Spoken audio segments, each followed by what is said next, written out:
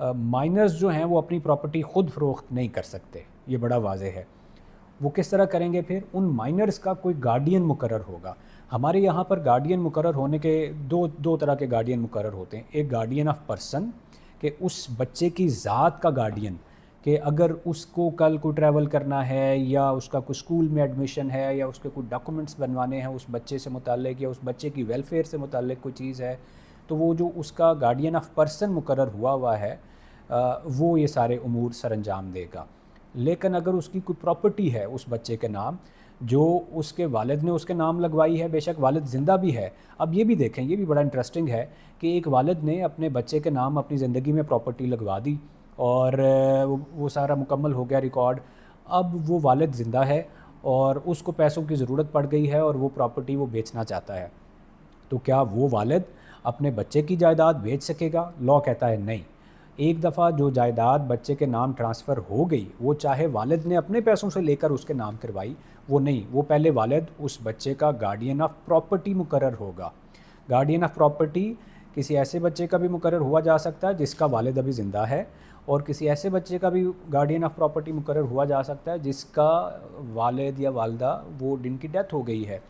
تو یہ guardian of property جب وہ مقرر ہو جائے گا تو اس کے بعد پھر وہ اسی کورٹ میں اپلیکیشن دے گا جس کورٹ نے گارڈین آف پراپرٹی مقرر کیا ہے کہ جج صاحب ہم اس بچے کی یہ جائیداد فروخت کرنا چاہتے ہیں۔ جب جج صاحب جو ہیں وہ سیٹسفائی ہوں گے پہلے کہ کیا ایسی ضرورت پڑ گئی ہے کہ آپ اس بچے کی جائیداد فروخت کر رہے ہیں یا کرنا چاہتے ہیں۔ اگر وہ گارڈین آف پراپرٹی وہ سرکمسٹانسز یا سچویشن ایسی بتاتا ہے، سپوز کوئی ماں ہے تو وہ کہتی ہے کہ میں تو اب میری کوئی جاب نہیں ہے، میں یہ 3 بچے ہیں 4، ان کو میں ہی واحد کفیل ہوں، پال رہی ہوں، میں کپڑے سی کر گزارا کرتی ہوں اور بچوں نے اسکول بھی، کوئی اور سورس آف انکم نہیں ہے، والد یہی ایک وراثت چھوڑ کے گیا تھا تو اس کو میں جب تک اب بیچوں گی نہیں تو ان کی ویلفیئر جو ہے ان کو میں پال پوس نہیں سکوں گی۔ اگر وہ سیٹسفائی کرتا ہے گارڈین آف پراپرٹی کورٹ کو، تو دین کورٹ الاؤ کر دیتی ہے کہ ٹھیک ہے آپ اس بچے کی جو جائیداد ہے وہ اس کو آپ بیچ سکتے ہیں۔ تو مائنر کی جو جائیداد ہے وہ صرف کورٹ کے آرڈر کے تحت بیچی جا سکے گی، اور پھر مائنر جو کورٹ ہے وہ اس کو کنڈیشنل بھی کر سکتی ہے اس آرڈر کو کہ یہ جائیداد آپ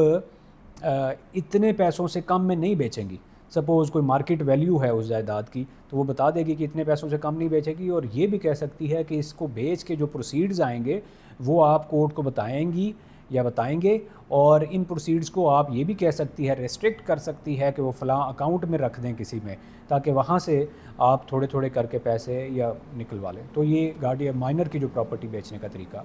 وہ یہی ہوگا۔